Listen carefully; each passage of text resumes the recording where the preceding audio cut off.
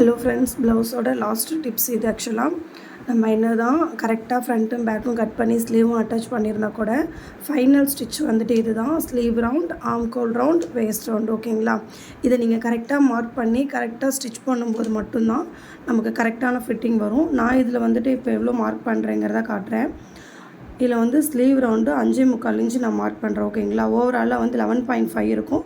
அதில் divided by 2 பண்ணால் 5.7 வருது. ஓகேங்களா? அதை மார்க் பண்ணி நான் ஃபஸ்ட்டு இங்கே ஒரு ஸ்டிச் பண்ண ஸ்டார்ட் பண்ணுறேன். அடுத்து வந்துட்டு நம்மளோட ஆம்கோல் ரவுண்டு நம்ம ஸ்டிச் பண்ணியிருப்போம் இல்லைங்களா? இந்த இடத்துல இருந்து ஸ்டிச் பண்ணியிருப்போம் இல்லைங்களா? இந்த ஸ்டிச்சஸ் லைன் இருக்கு இல்லையா? இந்த லைன் பக்கத்துலேயே இன்ச் டேப் வச்சு எடுத்துகிட்டு வாங்க. தெரியுதுங்களா நான் எப்படி வைக்கிறேன்னு? இது வந்து ஆம்கோல் ரவுண்டு டிவைடட் பை 2. இதில் ஆம்கோல் ரவுண்ட் டிவைடட் பை 2 பண்ணால் 8 இன்ச் வருது. ஓகேங்களா? அந்த 8 இன்ச் கரெக்டாக மார்க் பண்ணிக்கோங்க.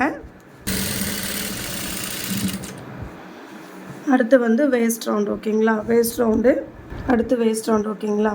இப்போ வந்து இதில் வேஸ்ட் ரவுண்டு வந்து 30. ஓகேங்களா? ஃப்ரண்ட் சைடில் வந்து ஒரு சைடு வந்து நான் 7 இன்ச் மார்க் பண்ணியிருக்கேன். ஓகேங்களா? 7.5 வரும். டிவைடட் பை 4 பண்ணால் 30 டிவைடட் பை 4 பண்ணால் நமக்கு வந்து 7.5 வரும். அதில் வந்து நான் ஒரு சைடு வந்து 7 இன்ச்சு மார்க் பண்ணிக்கிறேன் ஃப்ரண்ட் பார்ட்டில்.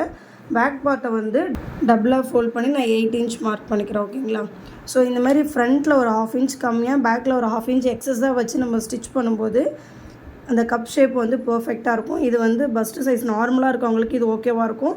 பஸ்ட்டு பெருசாக இருக்கவங்களுக்கு இந்த மெத்தட் யூஸ் பண்ணாதீங்க. வேஸ்ட் ரவுண்டு டிவைட் பை 4 பண்ணால் அவங்களுக்கு கரெக்டாக இருக்கும்.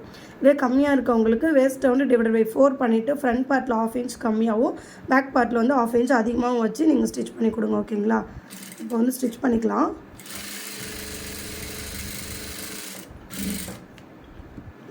முடிக்கும்போது இப்படி லாக் ஸ்டிச் போட்டு முடிங்க. தெரியுதுங்களா? இந்த ஸ்ட்ரைட் லைன் இதே மாதிரி 1/2 இன்ச் ஒன்ஸ் வந்து 3 ஸ்டிச்சஸ் போட்டுக்கோங்க.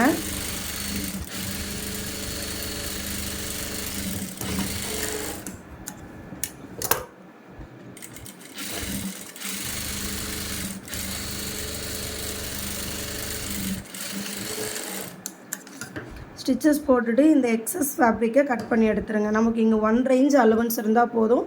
ஸோ இதை எக்ஸஸாக உள்ளதை கட் பண்ணி எடுத்துருங்க.